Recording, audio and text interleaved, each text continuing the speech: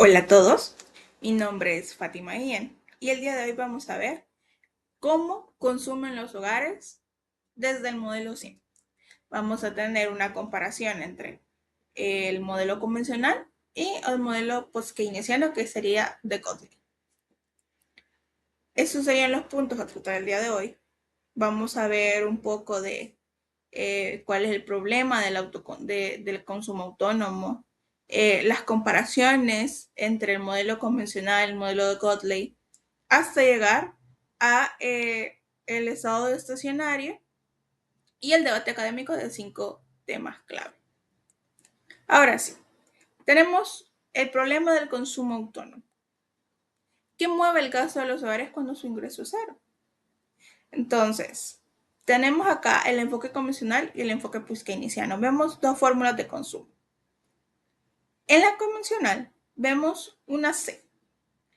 Esa C con una rayita arriba. Eso es un consumo constante y autónomo.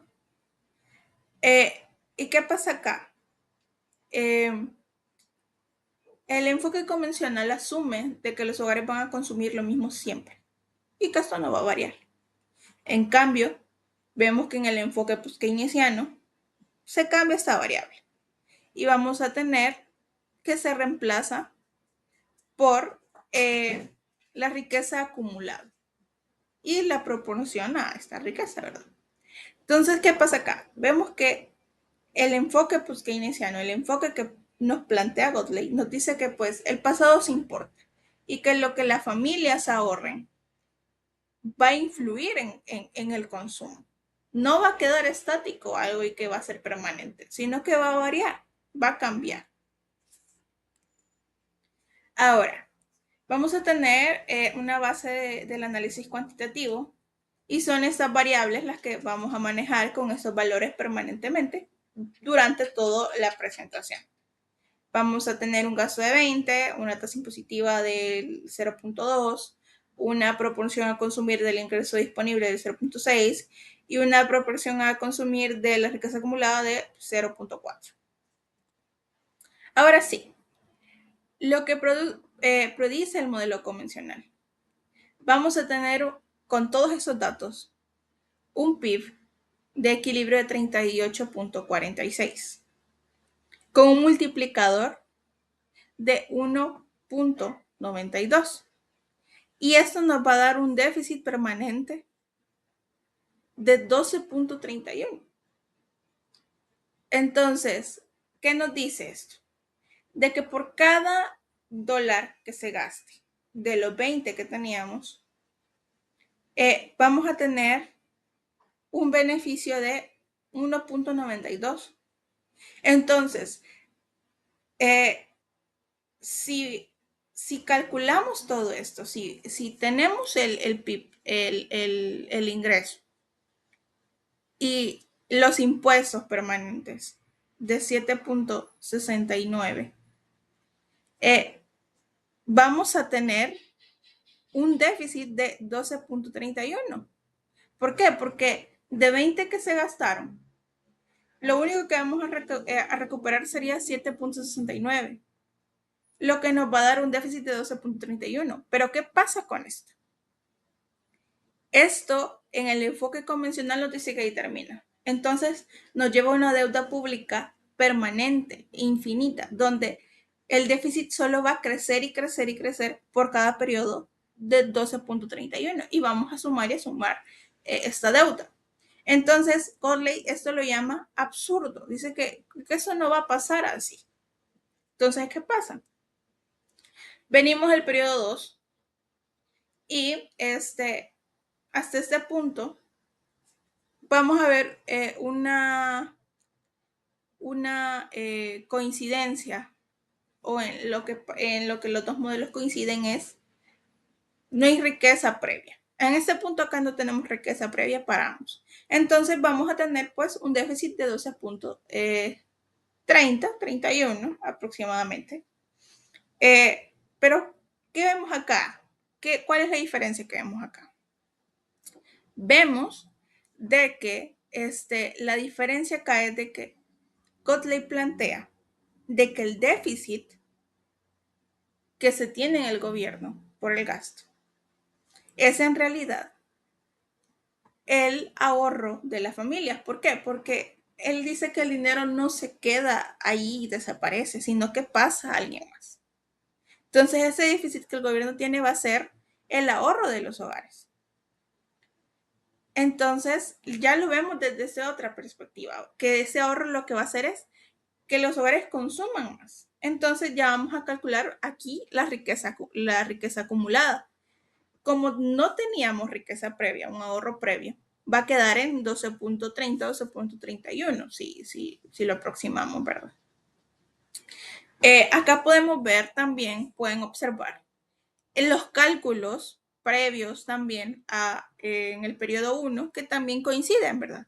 Vemos el ingreso, que sería el PIB de 38.46, que se hizo multiplicando el gasto por el multiplicador, el impuesto, que fue aquí calculado también respecto al ingreso, y el ingreso disponible. También vemos el consumo también calculado y vemos todos pues estas variables ya reflejadas, ¿verdad? Que vemos que es ahí donde todo converge, ¿verdad? Solo la diferencia que es la que les mencionaba, que ahora ya no se toma solo el déficit, sino que ese déficit lo convertimos, bueno, no lo convertimos, sino que ya vemos de que ese déficit en realidad es el ahorro de los hogares. Ahora en el periodo 3, donde los modelos divergen, aquí ya vemos las diferencias. ¿Qué va a pasar? Si seguíamos con el modelo convencional, seguiríamos teniendo un déficit de 12 y de 12 y de 12 y de 12 hasta tener pues una deuda pública infinita. ¿Qué pasa acá? En el modelo de Gottlieb ya tenemos una riqueza acumulada. Entonces, ¿qué va a pasar? Vamos a calcular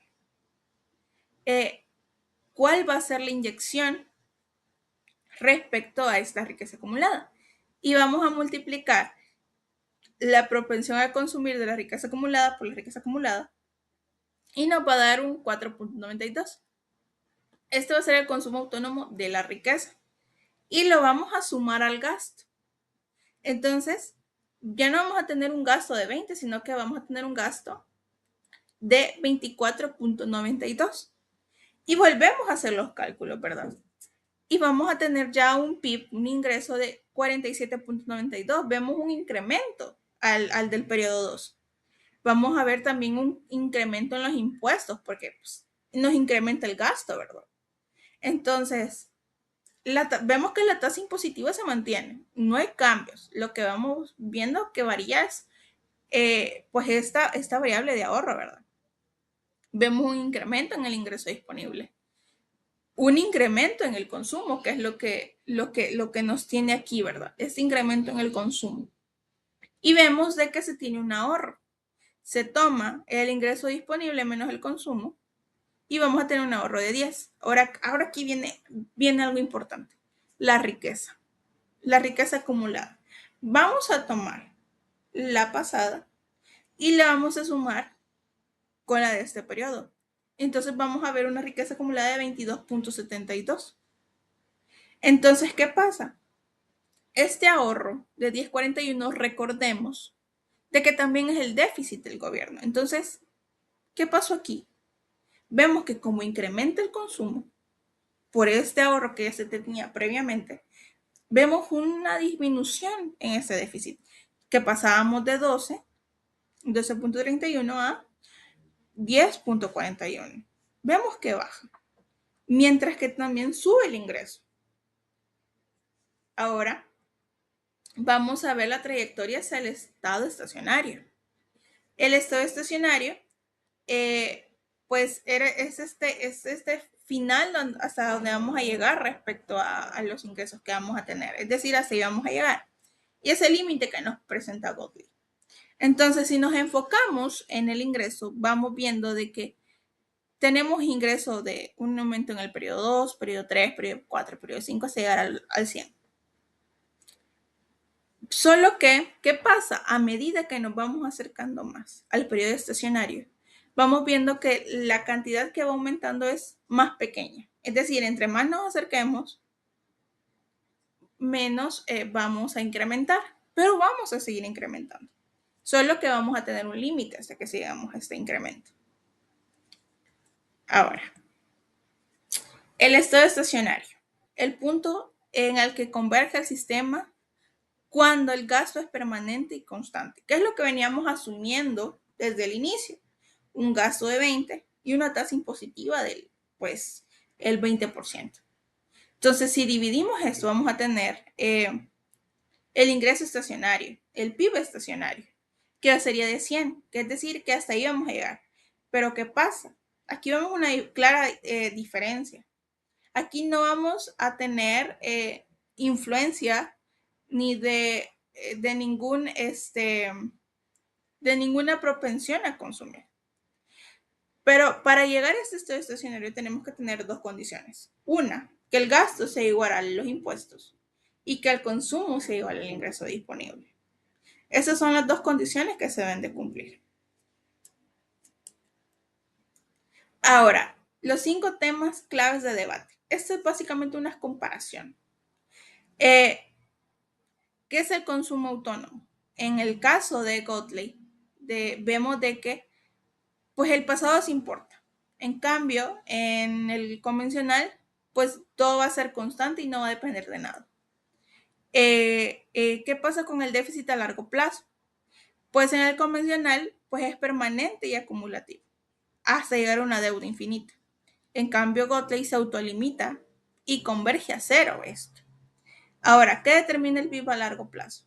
En el convencional, vemos el consumo, el gasto, la proporción y la tasa impositiva. En Gottlieb solo es gasto y la tasa impositiva. No vemos la proporción a consumir. Ahora, la paradoja del ahorro.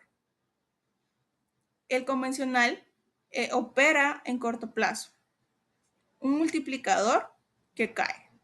Ahora Gottlieb opera a corto y largo plazo y va con la riqueza acumulada. Ahora, consistencia de estos flujos. En el convencional no la vemos y en el de Gottlieb sí, que eso es clave para este punto. Ahora, síntesis del debate.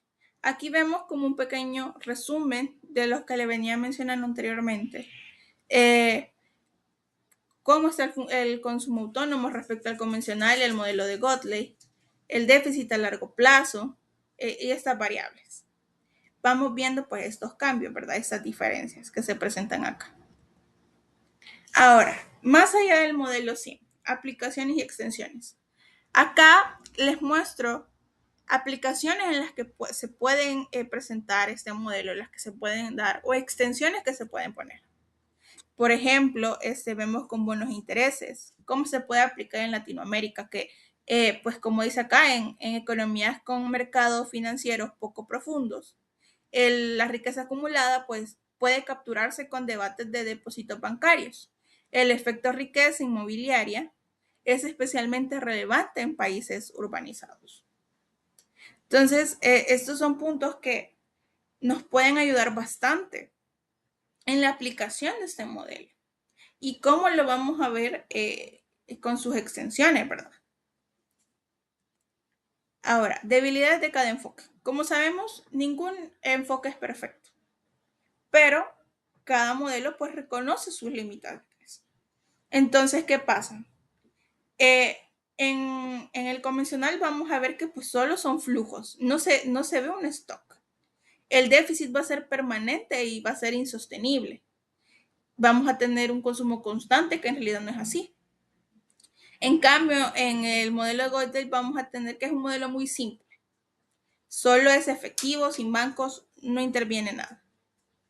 Entonces vemos estas debilidades en cada enfoque pues, que se admiten, ¿verdad? ¿Y qué aprendimos hoy? Pues aquí están pues las conclusiones de lo que hemos visto y de lo que pues nos queda respecto a los conocimientos de este tema. Y para despedirme, solo quedo con lo que ningún economista serio puede permitirse, es ignorar los stocks cuando se analizan los flujos. Esto fue por Gottlieb y Lavoie en Economía Monetaria 2012. Espero mucho que les sirva esta exposición. Espero que sea del agrado de todos. Muchas gracias y feliz día, tarde o noche o el momento que lo vean.